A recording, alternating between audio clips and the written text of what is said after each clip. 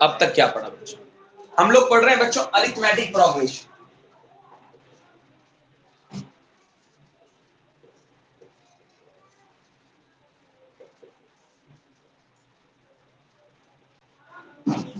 इसको हिंदी में बोलते हैं समांतर श्रेणी बच्चों। हिंदी में बोलते हैं बच्चों समांतर श्रेणी।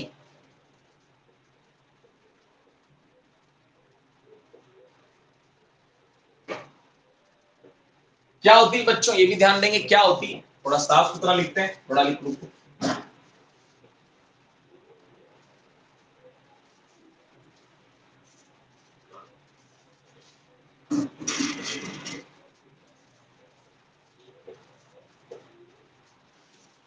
होती क्या है बच्चों? बच्चों ऐसा कोई भी सीक्वेंस बच्चों जिसमें जो डिफरेंस है बच्चों वो सेम रहे बच्चों। जैसे फॉर एग्जांपल मैंने लिखा 8 का टेबल,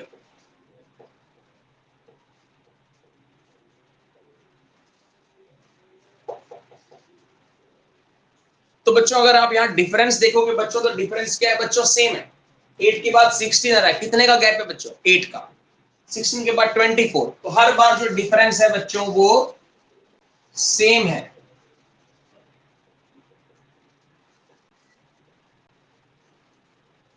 तो ऐसे सीक्वेंस को बोलते हैं बच्चों अरिथमेटिक प्रोग्रेशन, या बोलते हैं बच्चों इसको समांतर श्रेणी।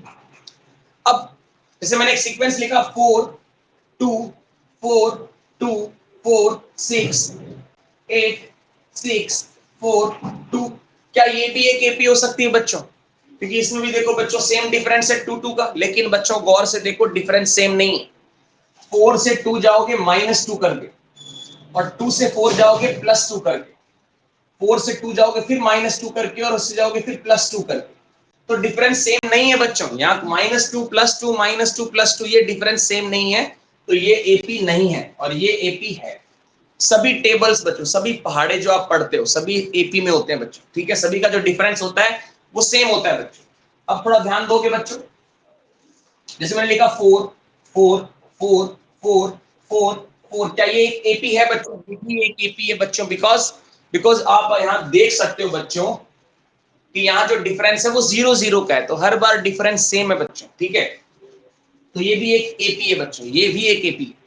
जल्दी जल्दी डिस्कस करेंगे, जल्दी जल्दी डिस्कस करेंगे बच्चों। सुनो, ये जो इस टर्म को बच्चों हम लोग जनरली लिखते हैं A1। A1 मतलब बच्चों फर्स्ट टर्म, और इस टर्म को लिखते हैं बच्चों A2, इसको लिखते हैं A3, इसका मतलब है बच्चों A4, क्योंकि ये फोर्थ टर्म है। ये A5,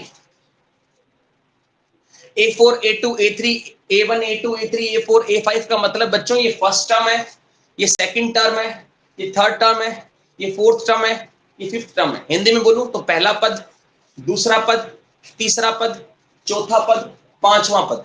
ये ए के जो पैरों में लगा है ना बच्चों, ए के जो पैरों में लिखा है, देखो जो 1 2 3 लिखा है, जो मैंने 1 2 3, ये शो करता है बच्चों कि इस सीक्वेंस के अंदर ये जो नंबर है ये कौन से प्लेस पर आएगी बच्चों, कौन से प्लेस पर आने वाली। जैसे फॉर एग्जांपल मैं बात करूं 32 को मैंने किससे डिनोट किया? A4 से। मतलब ये जो पैरों में 4 लगा है ये शो कर रहा है कि 32 इस सीक्वेंस में फोर्थ प्लेस पे है, चौथा पद है इसका, फोर्थ टर्म है, फोर्थ टर्म। 4 शो कर रहा है बच्चों फोर्थ टर्म। और ये जो पैरों में 1 2 3 4 5 लगा है बच्चों, इसको हम लोग एक और वेरिएबल से हम लोग इसको डिनोट करते हैं n से। n हमको शो करता है बच्चों प्लेस ऑफ नंबर या नंबर ऑफ टर्म बच्चों, की कौन सी टर्म की बात हो रही है, या प्लेस ऑफ नंबर बच्चों।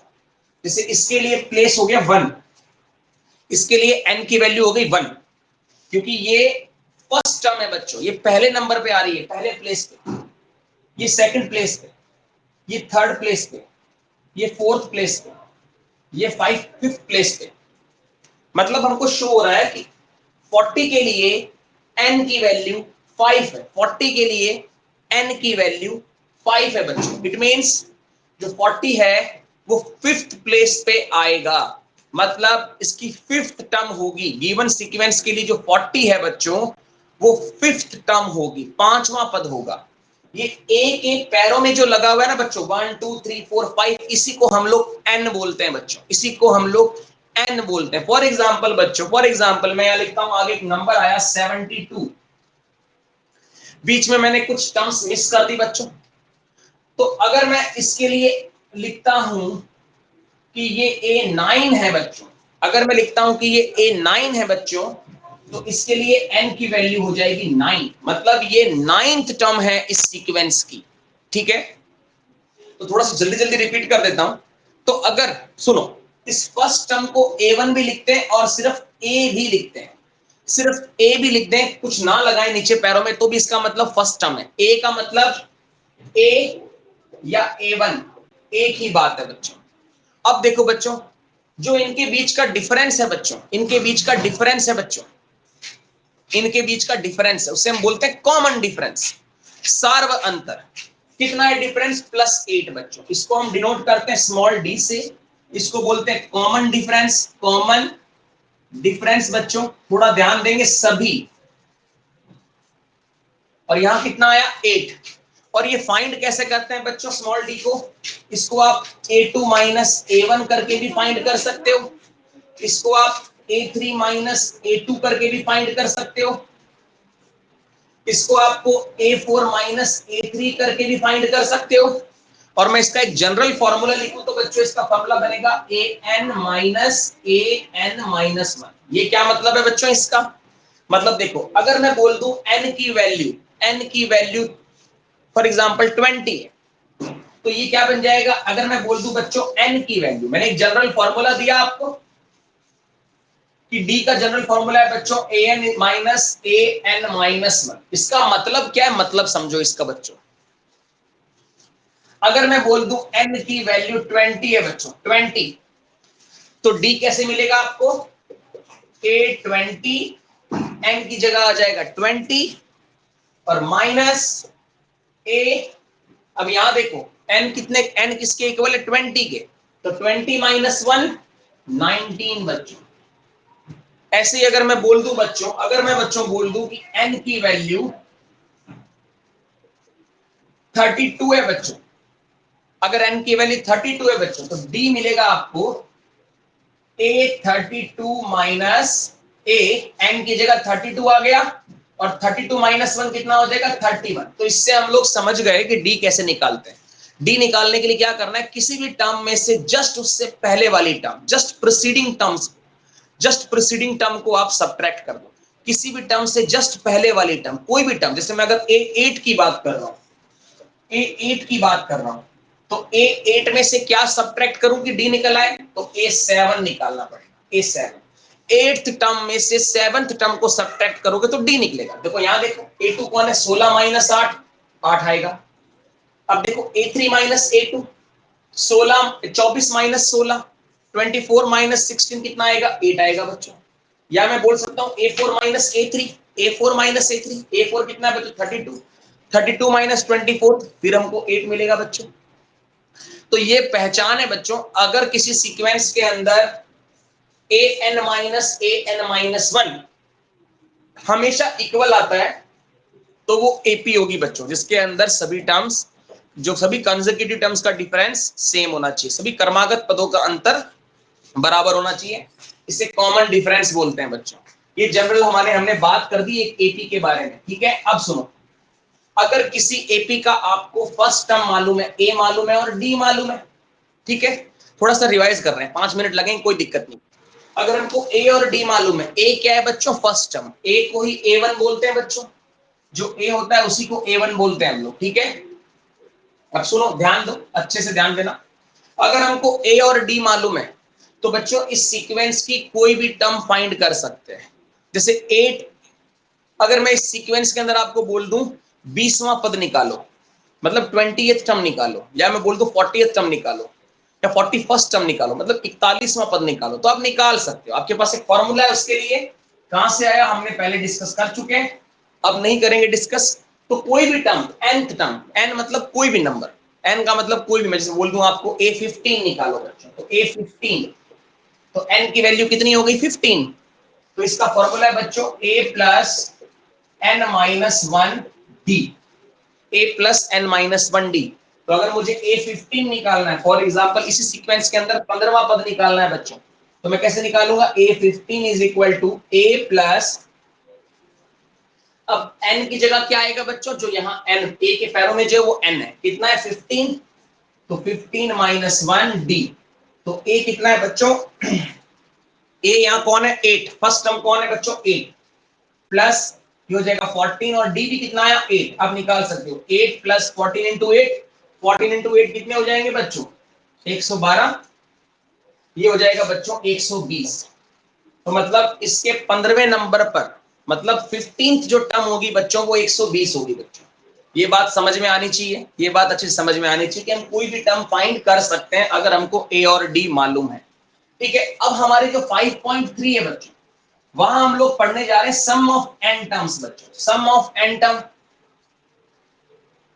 और अगर मान लो कोई सीक्वेंस है बच्चों हमारे पास, कोई सीक्वेंस, फॉर एग्जांपल पहले वाला सीक्वेंस ले लेते हैं 8 16 24 32 डैश डैश डैश डैश 72। तो हम लास्ट से भी कोई भी टर्म निकाल सकते हैं। फॉर एग्जांपल मैं आपसे बोल दूं कि लास्ट से फोर्थ टर्म क्या होगी, लास्ट से फोर्थ टर्म क्या होगी, तो लास्ट से nth टर्म निकालने का फॉर्मूला होता है बच्चों l minus n minus 1d। अब यहाँ l क्या होता है बच्चों, l होता है बच्चों लास्ट टर्म। जैसे यहाँ लास्ट टर्म कौन है 72, तो l हो गया बच्चों लास्ट टर्म 72 हो गया, है ना। और एल एन का मतलब है बच्चों लास्ट से कौन सी टर्म निकाल रहे हो। फॉर एग्जांपल मैं आपसे पूछूं लास्ट से फोर्थ टर्म क्या होगी बच्चों, तो लास्ट से फोर्थ टर्म आप निकालोगे एल, एल कितना है 72 माइनस एन कितना हो जाएगा बच्चों, जो ये पैरों में इसी को एन बोलते हैं 4 माइनस 1 डी, डी कितना है बच्चों 8।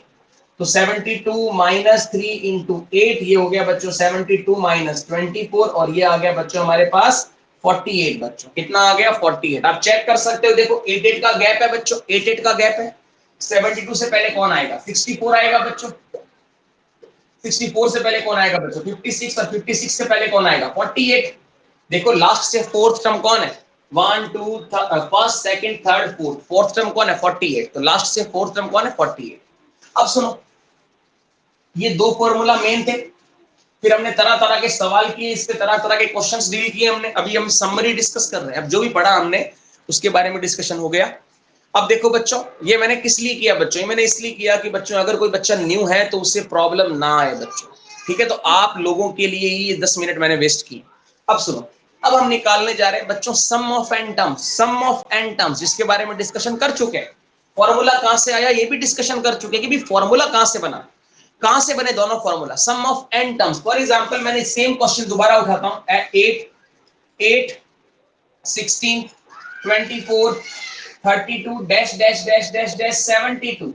तो बच्चों मैं आपसे क्वेश्चन करूं कि इनका सम क्या होगा बच्चों, सम निकालना, इन सब का योग क्या होगा, इन सबको जोड़ेंगे तो हमने दो फॉर्मूला डिस्कस किए बच्चों सम ऑफ एन टर्म्स का। एक तो n/2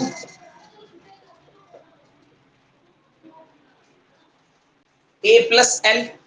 एन क्या होता है बच्चों नंबर ऑफ टर्म, कि सीक्वेंस में टोटल टर्म्स कितनी है। तो पहले हमको पता लगाना पड़ेगा कि सीक्वेंस में टोटल टर्म्स कितनी है, और उसके लिए मैंने आपको बता रखा है कि लास्ट वाली टर्म के लिए अगर आप एन फाइंड कर लोगे, अगर लास्ट वाली टर्म के लिए एन फाइंड कर लोगे तो आपको पता चल जाएगा कि सीक्वेंस में टोटल टर्म्स कितनी है, आपको पता चल जाएगा। जैसे अगर मैं बात करूं 72 यहां आएगा 9th नंबर पे बच्चों, 9th प्लेस पे आएगा, 9th प्लेस पे आएगा। तो इसका मतलब कि सीक्वेंस के अंदर टोटल टर्म्स होंगी 9। लास्ट वाली टर्म का अगर n पता चल जाए बच्चों, फॉर एग्जांपल मैंने लिखा 4 10 16 22।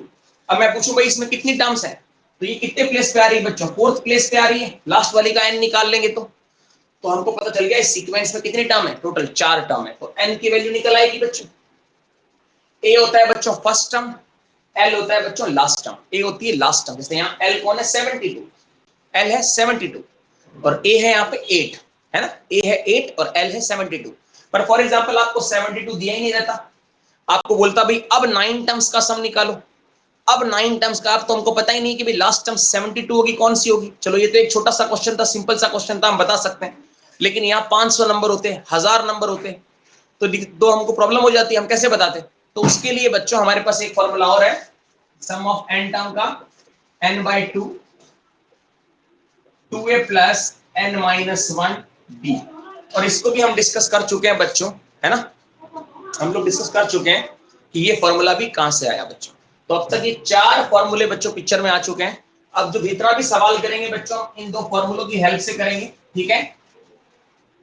कैसे करेंगे, क्या करेंगे, इसके बारे में भी डिस्कशन थोड़ा बहुत किया था हमने कि तरह तरह के वैरायटी ऑफ क्वेश्चन देखे थे हमने, 2-3 तरह के क्वेश्चन किए थे और हमने सम ऑफ एन टर्म निकाला था लास्ट क्लास के अंदर। बच्चों आपको पता होगा प्रीवियस क्लास के अंदर हम लोग डिस्कस कर चुके हैं कि इन फॉर्मूलों का कैसे अप्लाई करते हैं फॉर्मूलों को, ठीक है। तो हो सके तो लास्ट वाली वीडियो भी देख लेना। पर अभी बच्चों एक चीज और समझानी जरूरत है आपको। इस एक्सरसाइज को स्टार्ट करने से पहले बच्चों आप लोगों को मुझे एक चीज समझानी पड़ेगी बच्चों, जिसको हम लोग पढ़ेंगे बाद में। क्वाड्रेटिक हमारा जो फोर्थ चैप्टर है बच्चों, फोर्थ चैप्टर है क्वाड्रेटिक इक्वेशन होती क्या है बच्चों, इसके बारे में थोड़ा ध्यान देंगे। क्वाड्रेटिक इक्वेशन क्या होती है, क्योंकि कई बार आपको क्वाड्रेटिक इक्वेशंस देखने मिलेगी। क्वाड्रेटिक इक्वेशन थोड़ा डील करना आना चाहिए।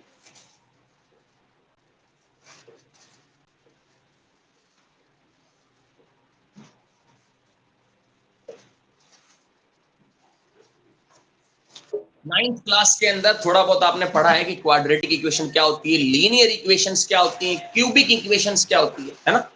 पॉलिनोमियल्स में पढ़ा था आपने, पॉलिनोमियल बहुपद में आपने पढ़ा है बच्चों। लीनियर फंक्शंस क्या होते हैं, लीनियर पॉलिनोमियल याद होगा, है ना, रेखीय समीकरण या रेखीय बहुपद। क्वाड्रेटिक इक्वेशंस हिंदी में बोलते हैं बच्चों द्विघात समीकरण, हिंदी में बोलते हैं बच्चों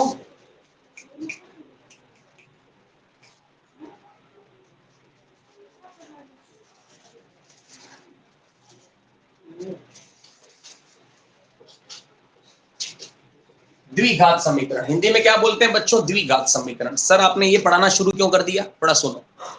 तो बच्चों 5.3 को करने के लिए, जैसे 5.2 को करने के लिए हम लोगों ने एक कॉन्सेप्ट पढ़ा था बच्चों, लीनियर इक्वेशन इन टू वेरिएबल, जो कि हमारी शायद थर्ड एक्सरसाइज है, आई थिंक थर्ड एक्सरसाइज है, आई थिंक देख लेता हूँ कौन सी एक्सरसाइज है, थर्ड चैप्टर हमारा, बिल्कुल थर्ड चैप्टर।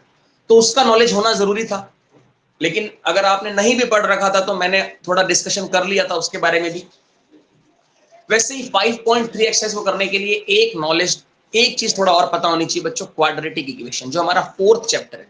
बच्चों क्वाड्रेटिक इक्वेशन क्या होते हैं बच्चों, इनको डील करना सीखना जरूरी है। देखो क्यों करना सीखना जरूरी है बच्चों, प्रकृति के जो नियम होते हैं ना बच्चों, प्रकृति के जो नियम है, लॉज ऑफ नेचर बच्चों, ये इक्वेशंस की फॉर्म में होते हैं। तो यहाँ जो इक्वेशंस बनती हैं वो लीनियर हो सकती है, क्वाड्रेटिक हो सकती है, क्यूबिक हो सकती है ना, बाय क्वाड्रेटिक हो सकती है, तरह तरह की इक्वेशंस हो सकती हैं जो प्रकृति के नियम है बच्चों। तो उनको डील करना आना चाहिए, उस टाइप की इक्वेशंस को सॉल्व करना भी आना चाहिए। अगर हम क्वाड्रेटिक इक्वेशन की बात करें बच्चों, क्वाड्रेटिक इक्वेशंस वो होती हैं बच्चों जिसमें वेरिएबल क्या होते हैं बच्चों, डिस्कस कर चुके हैं, आपको पता होगा वेरिएबल क्या होते हैं, चर। किसी भी इक्वेशन में जो X Y A B C D जिसकी वैल्यू हमको पता नहीं होती, जैसे इस फॉर्मूले में देखो ए एन हमको पता नहीं कौन है तो वेरिएबल हुआ, ए हमको पता नहीं है कौन है, एक वेरिएबल हुआ, एन क्या हुआ, एक वेरिएबल हुआ बच्चों। -1, 1 एक नंबर है, 1 एक वेरिएबल नहीं है, 1 तो 1 ही है ना, 1 का तो कुछ और वैल्यू नहीं हो सकती, लेकिन n कुछ भी हो सकता है, a कुछ भी हो सकता है, an कुछ भी हो सकता है, वैसे d भी कुछ भी हो सकता है, d की भी वैल्यू नहीं पता तो d भी एक वेरिएबल हो सकता है। तो जिन इक्वेशंस में बच्चों वेरिएबल की हाईएस्ट पावर 1 होती है उन्हें हम बोलते हैं लीनियर इक्वेशन। अब उसमें दो वेरिएबल भी हो सकते हैं उस इक्वेशन में, जैसे देखो 4x + 2y, 4x + 2y मैंने लिखा 16। तो यहां देखो बच्चों x की पावर भी 1 है और y की पावर भी 1 है, और वेरिएबल कितने, 2। तो ये कहलाएगी बच्चों लीनियर इक्वेशन इन टू वेरिएबल।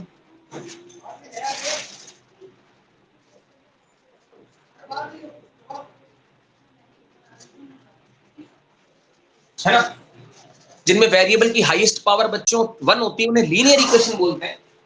और अगर मैं लिखता हूं बच्चों 4x - 5 = 9, कुछ भी लिखा मैंने, है ना। अब देखो यहां भी वेरिएबल कौन है, x, और x की हाईएस्ट पावर कितनी है, 1। तो ये भी लीनियर इक्वेशन है, लेकिन वेरिएबल कितने हैं इसमें, सिर्फ एक अकेला x। तो ये बच्चों कहलाएगी linear equation in one variable, in one variable.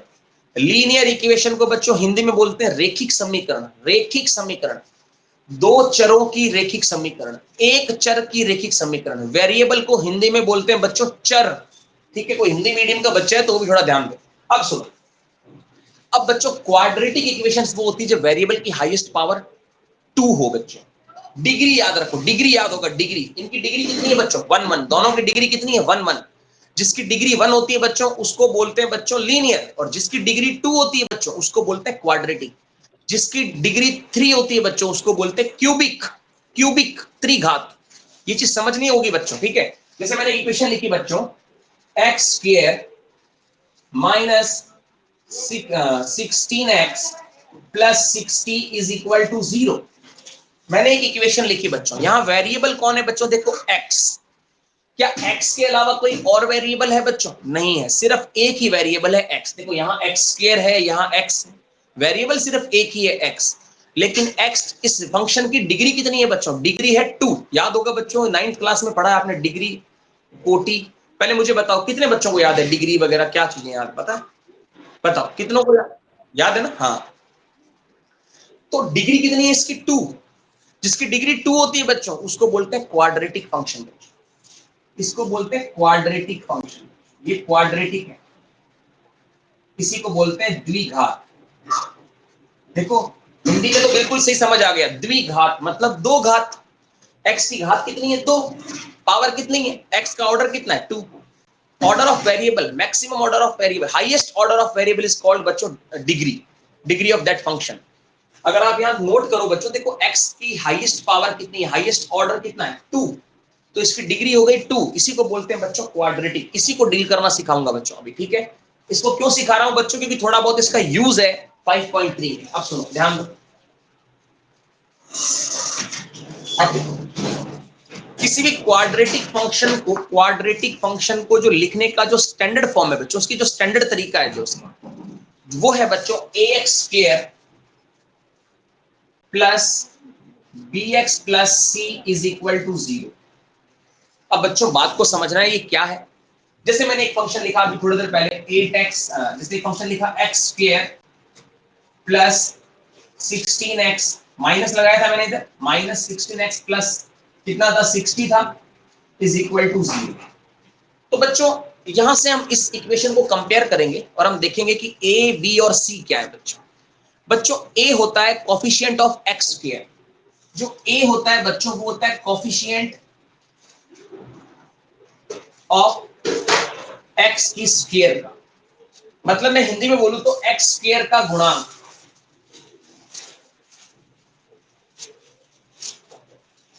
Her her equation का बच्चों, हर इक्वेशन का, लीनियर हो, क्वाड्रेटिक हो, क्यूबिक हो, एनी एल्स बच्चों, जो भी इक्वेशन बच्चों उसका एक स्टैंडर्ड रूप होता है बच्चों, एक स्टैंडर्ड फॉर्म होती है उसको लिखने की। जैसे अगर हम लीनियर इक्वेशन इन 2 वेरिएबल की बात करें, दो चरों की रेखिक समीकरण की बात करें, तो उसका भी एक स्टैंडर्ड फॉर्म है बच्चों, ax plus by plus c is equal to 0। तो यहां देखो ax plus by plus c, इसका भी एक स्टैंडर्ड फॉर्म है बच्चों। तो हर किसी इक्वेशन का एक स्टैंडर्ड फॉर्म होता है बच्चों। यहाँ a हो गया बच्चों x का कोफिशिएंट। कोफिशिएंट क्या होता है बच्चों, जो उस वेरिएबल के साथ मल्टीप्लाई होने वाला फैक्टर, किसी भी वेरिएबल के साथ गुणा होने वाला अंक। देखो x स्क्वायर का गुणांक, x स्क्वायर के साथ गुणा होने वाला अंक, गुणांक, गुणा होने वाला अंक, कोफिशिएंट, समझ रहे हो। x स्क्वायर का गुणांक होता है बच्चों a। जैसे यहां a है, ये लीनियर इक्वेशन इन 2 वेरिएबल है, ये क्वाड्रेटिक इक्वेशन है। अलग अलग हर तरह की इक्वेशन की एक स्टैंडर्ड फॉर्म होती है बच्चों, हर इक्वेशन की। जैसे मैं बात करूं लीनियर इक्वेशन 1 वेरिएबल, तो उसकी भी होती है बच्चों ax plus b is equal to c, sorry 0 is equal to 0। ये लीनियर इक्वेशन इन 1 वेरिएबल है बच्चों। यहाँ a और b भी कुछ नंबर्स हैं, कुछ संख्याएं होंगी, ठीक है। यहाँ भी ax का कोफिशिएंट है। हर इक्वेशन को लिखने का एक स्टैंडर्ड फॉर्म होता है। वैसे क्वाड्रेटिक इक्वेशन को लिखने का स्टैंडर्ड फॉर्म होता है ax square plus bx plus c। अब a होता है बच्चों कोफिशिएंट ऑफ x स्क्वायर, या मतलब x स्क्वायर का गुणांक, और b होता है बच्चों कोफिशिएंट ऑफ x, x का कोफिशिएंट बच्चों, या मैं बोल सकता हूं बच्चों x का गुणांक, x का गुणांक बच्चों। और जो c होता है बच्चों वो होता है कांस्टेंट टर्म। कांस्टेंट टर्म का मतलब बच्चों सुनना बच्चों की, नियत पद, या इसको बोलते हैं बच्चों अचर पद। होता क्या है बच्चों, इसका मतलब समझो क्या है। a होता है कोफिशिएंट ऑफ x स्क्वायर। तो अगर मैं यहां से कंपेयर करूं बच्चों, तो यहां से a क्या हुआ बच्चों, देखो चेक करो कि एक्स स्क्वायर के साथ कौन सा नंबर मल्टीप्लाई हो रहा है। तो अगर आप गौर से देखो तो कोई भी नंबर आपको नहीं दिखाई दे रहा, तो आप जीरो मत लिख देना बच्चों, क्योंकि जीरो को अगर आप एक्स स्क्वायर से गुणा कर दोगे तो बच्चों जीरो हो जाएगा। तो यहाँ कुछ आता ही नहीं, यहाँ जीरो आना चाहिए था। इसका मतलब है बच्चों वन, इधर वन है, वन को आप एक्स स्क्वायर से मल्टीप्लाई करोगे तो एक्स स्क्वायर आएगा। किसी भी चीज को आप वन से मल्टीप्लाई करते हो तो वही चीज सेम आ जाती है बच्चों, याद है ना ये बात, है ना। मल्टीप्लीकेटिव आइडेंटिटी याद होगा, वन को बोलते हैं मल्टीप्लीकेटिव आइडेंटिटी, याद होना चाहिए 8th क्लास के अंदर। गुणात्मक तत्समक, हिंदी में बोलते हैं गुणात्मक तत्समक। वन को किसी भी नंबर से मल्टीप्लाई करो वही नंबर मिलता है आपको। वन को 8 से मल्टीप्लाई करो आपको 8 ही मिलेगा, वन को 10 से मल्टीप्लाई करो आपको 10 ही मिलेगा। तो इसका मतलब एक्स स्क्वायर से मल्टीप्लाई हो रहा है वन, तो यहां हमारा ए हो गया बच्चों वन। अब b क्या है बच्चों, b को देखो, b है कोफिशिएंट ऑफ x, मतलब x का गुणांक। x से कौन सा गुणा हो रहा है, देखो b किससे मल्टीप्लाई हो रहा है, x से। तो यहां देखो x से कौन मल्टीप्लाई हो रहा है बच्चों, -16, -16। तो यहां b हो गया बच्चों माइनस का 16। अब c बच्चों, c होता है कांस्टेंट टर्म। ये अलग अलग टर्म है बच्चों, देखो इस इक्वेशन में कितनी टर्म है, कितनी टर्म है बच्चों, कितने पद है, वन टर्म, एक टर्म ये बच्चों, एक टर्म ये, एक टर्म ये, है ना, 3 टर्म है बच्चों इसमें। अब गौर से देखो बच्चों, ये पूरी टर्म है ना x पे डिपेंड करती है, x की वैल्यू के अकॉर्डिंग इसकी वैल्यू होगी। -16x, ये पूरी टर्म भी बच्चों, ये पूरी टर्म भी बच्चों x पे डिपेंड करती है। x की जो वैल्यू होगी उसके अकॉर्डिंग इसकी वैल्यू होगी। अगर x की वैल्यू 1 आ गई तो ये हो जाएगा बच्चों 16, अगर x की वैल्यू 2 आती है तो ये हो जाएगा 32, है ना, -32। लेकिन ये पूरी टर्म बच्चों x पे डिपेंड नहीं करती, ये कांस्टेंट है। 60 + 60, इसको x से में लेना देना नहीं, प्लस का 60 ऑलवेज 60 रहेगा, क्योंकि इसको x से कोई लेना देना ही नहीं। तो ये कांस्टेंट है, ये फिक्स है बच्चों, इसलिए इसको बोलते हैं कांस्टेंट टर्म। तो c होती है बच्चों कांस्टेंट टर्म, और यहाँ कितनी है 60। तो ऐसे हम a b और c फाइंड कर सकते हैं। अब बच्चों इस इक्वेशन के अंदर हम करते क्या है, हर इक्वेशंस में हम लोग वेरिएबल की वैल्यूज निकालते हैं। क्या निकालते हैं, वेरिएबल की वैल्यू निकालते हैं। और मैंने आपको कुछ बातें पहले बताई थी, अगर किसी इक्वेशन में एक वेरिएबल है बच्चों, अगर किसी इक्वेशन में एक वेरिएबल है बच्चों, तो वो वेरिएबल एक इक्वेशन से सॉल्व हो जाएगा, अगर उसमें एक ही वेरिएबल है। अगर हमारे पास दो वेरिएबल है बच्चों, तो हमको एटलीस्ट दो इक्वेशन चाहिए होगी, कम से कम हमको दो समीकरणों की जरूरत पड़ेगी अगर दो वेरिएबल है। जैसे मैंने लिख दिया 4x + 2y = 18। तो बच्चों यहाँ दो वेरिएबल x और y, ये कभी भी इस इक्वेशन से सॉल्व नहीं हो सकते। यहाँ आपको x और y की इनफिनाइट वैल्यू मिलेगी, अनंत मान, आप निकालते जाओ x और y की मान, खत्म नहीं होंगे निकलने। हर x की एक डिफरेंट वैल्यू के लिए y की एक डिफरेंट वैल्यू निकल के आएगी। लेकिन अगर यहाँ एक ही वेरिएबल होता x तो ये सॉल्व हो जाता, क्योंकि यहाँ पे वेरिएबल कितने हैं, x, एक ही वेरिएबल है, तो ये इस इक्वेशन से सॉल्व हो जाता और x की वैल्यू मिल जाती। अगर वेरिएबल दो है बच्चों, फॉर एग्जांपल एक y और डाल दिया, तो हमको दो वेरिएबल है तो कम से कम दो इक्वेशन चाहिए। तो अब यहाँ देखो बच्चों, क्वाड्रेटिक इक्वेशन में वेरिएबल कितने लिए हमने, एक ही वेरिएबल लिया। तो हम लोग बात कर रहे हैं quadratic equation in one variable, हम लोग पढ़ रहे हैं quadratic equation in one variable, तो ये एक इक्वेशन से सॉल्व हो जाएंगे। अब बच्चों सॉल्व कैसे होंगे, थोड़ा ध्यान से सुनना। अब देखो ए बी सी कंपेयर करना आ गया बच्चों, जैसे मैंने इक्वेशन लिखी, फॉर एग्जांपल मैं एक इक्वेशन लिखता हूं, मैंने लिखा 4x² - 16x + 84 = 0। तो यहां से a कितना हो गया बच्चों 4, x² का कोफिशिएंट देखो, x² से कौन गुणा हो रहा है a, x² से कौन मल्टीप्लाई 4, तो a हो गया 4। अब b क्या होता है बच्चों, b होता है जो x के साथ मल्टीप्लाई होने वाला नंबर, कौन है b, x के साथ मल्टीप्लाई हो रहा है। यहाँ देखो x के साथ कौन मल्टीप्लाई हो रहा है -16, तो b हो गया -16, और c हो गया बच्चों हमारा जो कांस्टेंट टर्म, कितनी है 84, ठीक है। और फॉर एग्जांपल यहां लिखा होता बच्चों, मान लो 4, यहां लिखा होता 4, तो c की वैल्यू 84 होती क्या बच्चों, नहीं होती बच्चों, नहीं होती। यहाँ 0 होना चाहिए, स्टैंडर्ड फॉर्म क्या कहती है, यहाँ 0 होना चाहिए। तो इस 4 को आप इधर लाओगे, इस 4 को आप यहाँ शिफ्ट करोगे तो ये माइनस का हो जाएगा और यहाँ रह जाएगा 0, और ये माइनस करने के बाद ये बन जाएगा 80, तो c की वैल्यू हो जाएगी बच्चों 80। यहाँ इक्वल में क्या होना चाहिए, 0 होना चाहिए, स्टैंडर्ड फॉर्म है बच्चों, समझो स्टैंडर्ड फॉर्म क्या है, इक्वल में 0 होना चाहिए। ठीक है, अब आपको ए बी और सी कंपेयर करने आ गए। अब सुनो बच्चों, अब सुनो, हम लोग क्वाड्रेटिक इक्वेशन को बहुत सारे मेथड से सॉल्व करते हैं, बहुत सारे मेथड से सॉल्व कर सकते हैं। और एक चीज और ध्यान देना बच्चों, जितनी डिग्री होती है ना फंक्शन की, जितनी डिग्री होती है किसी फंक्शन की या किसी इक्वेशन की, उस इक्वेशन में उस वेरिएबल के उतने ही वैल्यूज आएंगी, उतने ही मान आएंगे। जैसे अगर मैं आपको नॉर्मली बताऊं, यहाँ x की पावर कितनी है 2, तो x के दो मान भी आ सकते हैं। हो सकता है वो दोनों मान सेम हो सकता है वो दोनों अलग अलग हो, ये भी हो सकता है। तो x की 2 वैल्यूज आ सकती हैं। अगर हम बात करें एक फंक्शन की 4x cube minus 5x square plus 6x minus 16 is equal to 0, यहाँ पर x की डिग्री कितनी है बच्चों 3, तो x की 3 वैल्यूज आ सकती है हमारे पास, x की 3 वैल्यूज आ सकती है, अल्फा बीटा गामा। x के 3 मान आ सकते हैं बच्चों। ये भी हो सकता है इनमें से 2 मान सेम आ जाए, हो सकता है तीनों सेम आ जाए, उससे हमें कोई मतलब नहीं, लेकिन अभी जो समझना है वो समझो कि जितनी डिग्री होगी उतने आंसर आ सकते हैं। x की वैल्यू 2, x की पावर कितनी है 2, मतलब हाईएस्ट पावर 2, तो इस फंक्शन की डिग्री 2, तो x के 2 आंसर आ सकते हैं बच्चों, x के 2 आंसर आ सकते हैं, अल्फा और बीटा। मैंने थोड़े से ग्रीक लेटर यूज किए बच्चों, अल्फा बीटा। ठीक है, तो ये क्या है कि बस शो करने के लिए कि x की 2 वैल्यू हो सकती है। हो सकता है x की एक मान आ जाए 1, एक आ जाए माइनस का 3, तो 2 आंसर आ सकते हैं x के। ठीक है, अब इसको सॉल्व करने के बच्चों, क्वाड्रेटिक फंक्शंस को डील करने के हमारे पास कई सारे मेथड है बच्चों।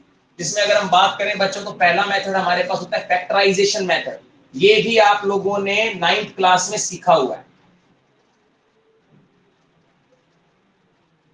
9th क्लास में आपने क्वाड्रेटिक इक्वेशंस पढ़ी हैं बच्चों, फैक्टराइजेशन मेथड से सॉल्व भी किया है बच्चों इसको। और भी मेथड है बच्चों इसके, और बहुत सारे मेथड है बच्चों, जैसे मैं याद करूं तो परफेक्ट स्क्वायर मेथड भी,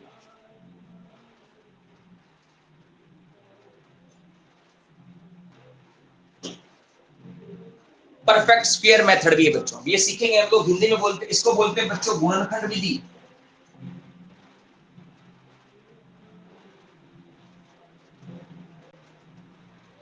प्रकृति के जो नियम है ना बच्चों, प्रकृति के नियम इन इक्वेशंस की फॉर्म में ही होते हैं।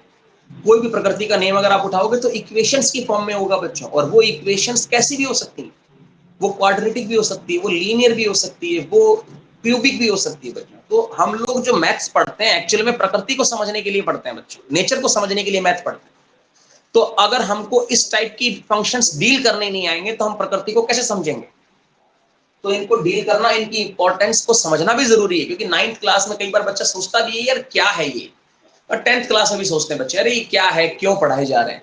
तो मैं बता रहा हूं आपको, शॉर्ट में समझा देता हूं कि जो प्रकृति के नियम है बच्चों, वो इक्वेशंस की फॉर्म में होते हैं, और प्रकृति को समझ के ही हम लोग इतना आगे आए। आज हम इतना आगे बढ़े हैं ना, तो प्रकृति को समझ के, प्रकृति के रूल्स, नेचर के रूल्स को समझकर हम लोग इतना आगे बढ़े हैं बच्चों। हमने आसमान में सबसे पहले बिजली देखी, बिजली कहां देखी, आसमान में, और उसको आज हमारे तारों में बह रही है, वो आज हमारी वायर्स के अंदर। आप लोग मुझे देख पा रहे हो तो इलेक्ट्रिसिटी की वजह से देख पा रहे हो, बिजली नहीं होती यहाँ तो तुम्हारा फोन ये चार्ज नहीं होता, ये बैटरी नहीं होती, और बैटरी नहीं होती तो फोन चालू ही नहीं होता, समझ रहे हो ना। तो हम लोग जो भी जितना भी कुछ सीखे हैं प्रकृति से सीखे हैं बच्चों, ठीक है, किसी ने आके हमको सिखाया नहीं। तो प्रकृति को समझने के लिए इन इक्वेशंस को डील करना भी आना चाहिए, तो इनकी इंपॉर्टेंस भी समझनी जरूरी है। जैसे फॉर एग्जाम्पल अगर मैं आपसे बात करूं, न्यूटन का थर्ड लॉ मोशन का, Newton third law of motion, Newton third law of motion याद होगा, S is equal to u t plus half a t square. ये Newton third law of motion है बच्चों, जहां S क्या होती है बच्चों, डिस्टेंस है ना, U होता है, U होती है बच्चों इनिशियल स्पीड, प्रारंभिक वेग, T होता है बच्चों टाइम, A होता है एक्सेलरेशन, T होता है टाइम। अब आप इस इक्वेशन को गौर से देखो, पढ़िए ना आपने इक्वेशन की, V is equal to U plus A T, है ना, ये पढ़ा होगा, वी स्क्वायर बराबर यू स्क्वायर प्लस 2as। ये इक्वेशन है ना, न्यूटन ने दी थी, साइंस के अंदर पढ़ा होगा 9th क्लास में। तो इस इक्वेशन को गौर से देखो बच्चों, अगर इस इक्वेशन में मुझे s पता हो, s पता हो, मुझे u पता हो, मुझे a पता हो, ये तीनों चीजें मुझे पता हो, और मुझसे टाइम पूछ लिया जाए, टाइम। अब ये a क्या है, u क्या है, ये सब आगे फिजिक्स में आगे 11th क्लास में पढ़ोगे, या साइंस के अंदर पढ़ाया जाता है आप लोगों को। अभी मैं ज्यादा डिस्कशन नहीं करूंगा, लेकिन अभी समझना है कि फॉर एग्जांपल इस इक्वेशन में से s पता हो, u पता हो, a पता हो, t निकालना हो, t फाइंड करना है आपको, t। तो गौर से देखो इस फंक्शन को बच्चों, t की हाईएस्ट पावर कितनी है 2, मतलब t की फॉर्म में अगर इस इक्वेशन को देखोगे तो क्वाड्रेटिक इक्वेशन है। तो जब तक आपको क्वाड्रेटिक इक्वेशन सॉल्व नहीं करनी आती तो आप यहां से टाइम नहीं निकाल सकते, जब तक आपको क्वाड्रेटिक इक्वेशन नहीं आती। और ये क्या है बच्चों, ये नेचर का लॉ है, ये प्रकृति का नियम है। जैसे यहां देखो बच्चों, फॉर एग्जाम्पल यहां से मुझे बच्चों, फॉर एग्जाम्पल बच्चों अगर आप यहां देखो बच्चों, तो V square U square plus 2as, हालांकि इसको सोल्व कर लेंगे हम लोग, अगर आपको UAS मालूम है तो यहाँ वैल्यू पुट करके v निकाल लेंगे।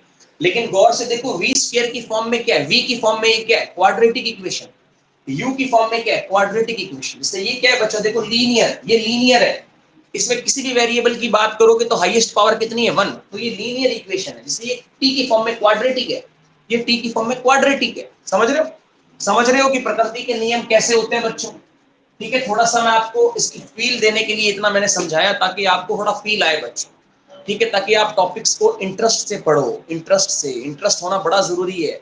जब तक समझ ही नहीं आएगा क्यों पढ़ते जा रहे हैं तब तक पढ़ने का मजा ही नहीं आता। अब सुनो, अब इसको सॉल्व करने के कई तरीके हैं बच्चों। परफेक्ट स्क्वायर मेथड, पूर्ण वर्ग विधि,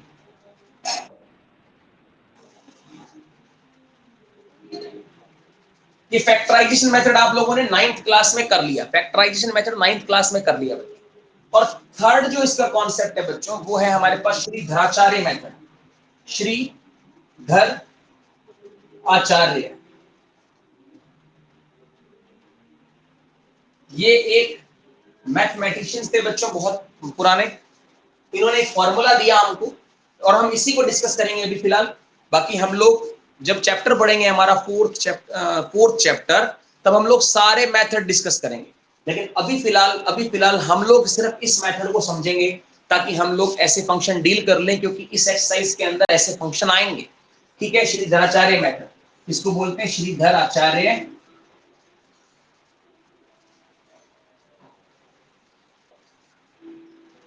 इसको बोलते हैं श्रीधर आचार्य विधि। और अभी फिलहाल हम लोग इसी मेथड को डिस्कस करेंगे बच्चों, क्योंकि अभी इस एक मेथड से आप लोगों का काम बन जाएगा। उसके बाद जब आप ये सारे मेथड सीख जाओ, ये सारे मेथड सीख जाओ, जब आप fourth chapter I think, third chapter, fourth chapter जब आप पढ़ लो, फोर्थ चैप्टर आप जब पढ़ लो क्वाड्रेटिक इक्वेशन, तब आप अपनी मर्जी से कोई भी मेथड अप्लाई कर सकते हो। हालांकि ये 9th के अंदर पढ़ा हुआ मेथड है, ये चाहो तो अप्लाई आप यहाँ भी अप्लाई कर सकते हो। ये मेथड आप लोग 9th में पढ़ चुके हो, तो आओ चाहो तो ये अप्लाई कर सकते हो। लेकिन ये सबसे ज्यादा यूज होने वाला मेथड है, क्योंकि इजी रहता है, जल्दी से आंसर आ जाता है। बाकी कोई भी मेथड अप्लाई कर सकते हो, सारे इजी हैं, कोई मुश्किल नहीं है। ठीक है, तो अब हम इसी के साथ बच्चों हम आगे चलते हैं और इस मेथड को डिस्कस करते हैं। लेकिन इससे पहले मैं मेरी बैटरी देख लेता हूँ फोन की कितनी है, 3% बच्चों। ठीक है, तो आज के लिए हम इतनी क्लास लगाएंगे, क्योंकि मेरी बैटरी मैं आपके साथ शेयर करता हूँ स्क्रीन, आपको समझ आएगा कि सर की बैटरी बहुत लो है अभी। अभी आप देखो, मैं आपको बैटरी दिखाता हूँ मेरी, 1 मिनट। आपको शो हो रहा होगा मेरी बैटरी अभी 3% है सिर्फ, तो हम पूरी क्लास अटेंड नहीं कर पाएंगे। ठीक है, जैसे मैं यहाँ आपको दिखाता हूँ, आपको दिखेगा, जैसे यहाँ देखो, 1 मिनट,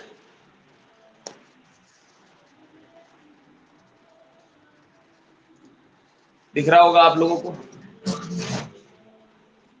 जैसे यहीं आ जाओ यार। अभी बैटरी कम है बच्चों, तो यहाँ ही देख लो, फाइल मैनेजर में चले जाओ, बैटरी बहुत कम है। तो अब हम लोग डिस्कशन करेंगे हमारा नेक्स्ट क्लास में, हम इस मेथड को सीखेंगे, श्रीधर आचार्य मेथड को।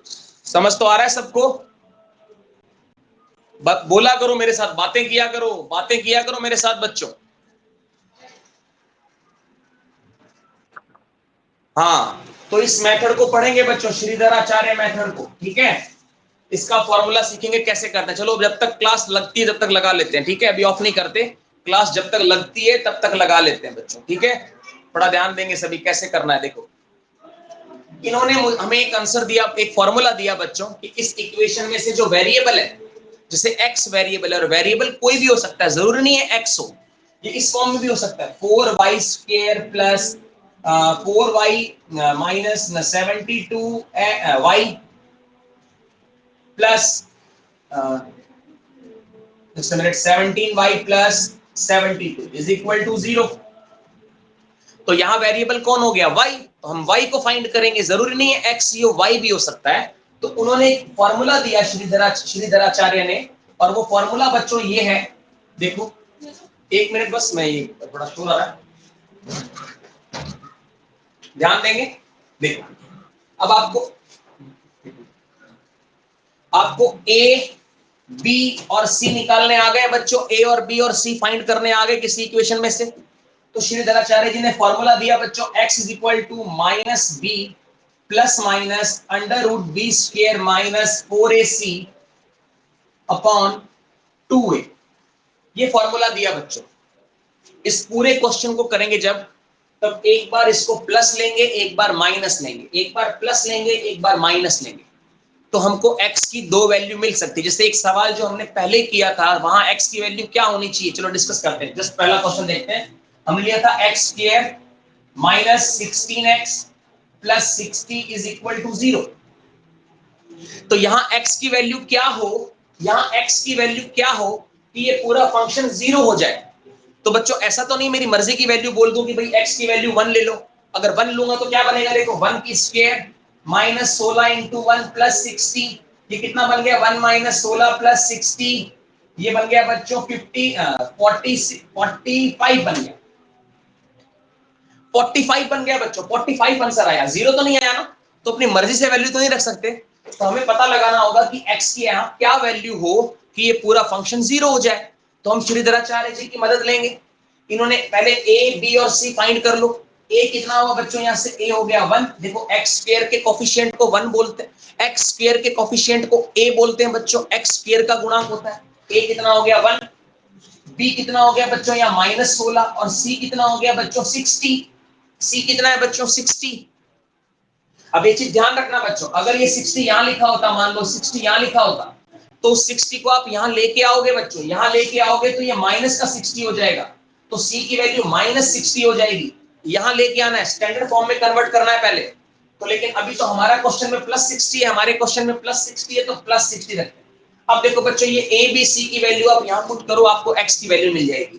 कैसे पुट करेंगे, देखो x is equal to minus B, B की वैल्यू कितनी है माइनस 16, पुट कर दिया minus 16, plus minus B square क्या होगा बच्चों माइनस 16 का स्क्वायर माइनस 4 इंटू ए कितना है 1, सी कितना है बच्चों 60 अपॉन 2a, 2 इंटू ए की वैल्यू कितनी है 1। समझ आ रहा है बच्चों, मैंने वैल्यूज पुट कर दी बस ए बी सी की इस फॉर्मूले में। इस फॉर्मूले को आप याद रखोगे।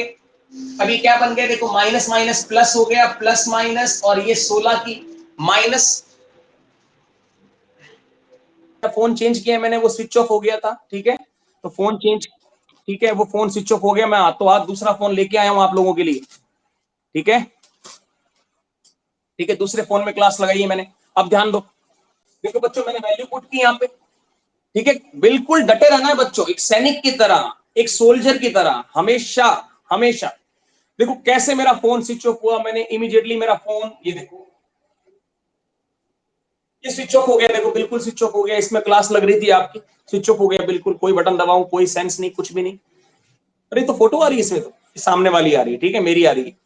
तो ये फोन स्विच ऑफ हो चुका है बच्चों बिल्कुल, लेकिन स्पीडली मैंने क्या किया, आप लोगों के लिए दूसरा फोन अरेंज किया, और मेरे को बड़ा अच्छा लगा कि तुम लोग गए नहीं तो इतनी देर के अंदर बच्चे सोचते अच्छा फोन स्विच ऑफ हो गया एंड करो, लेकिन आपने वेट किया, मतलब इंटरेस्ट, आपका इंटरेस्ट बनना बहुत जरूरी है। बहुत बढ़िया, मैं खुश हो गया आप लोगों से। अब सुनो, अब सुनो,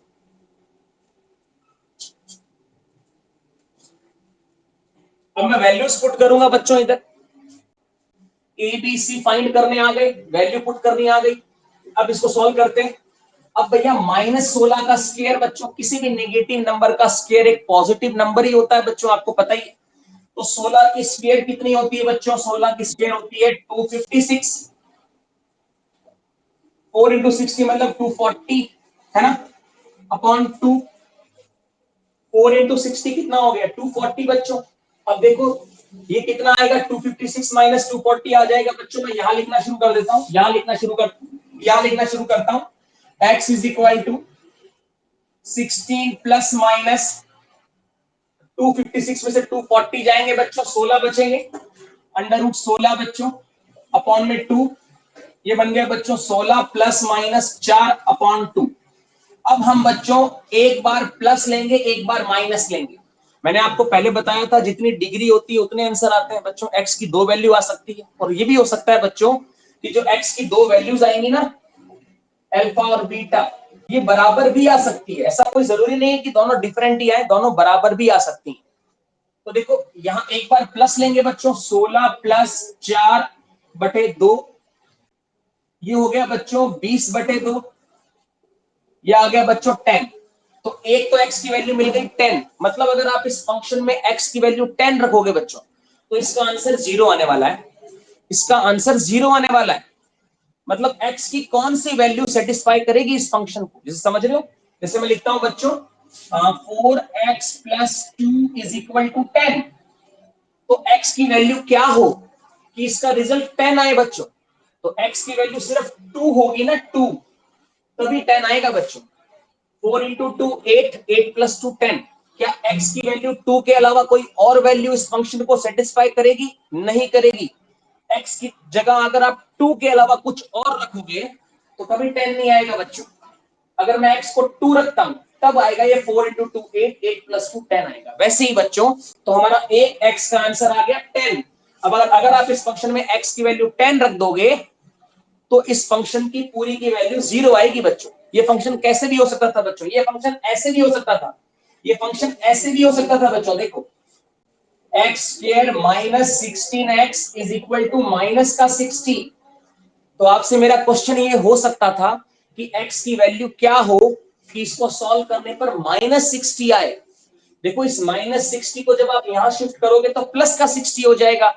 ये स्टैंडर्ड फॉर्म है, तो सबसे पहला काम होता है स्टैंडर्ड फॉर्म में कन्वर्ट करना।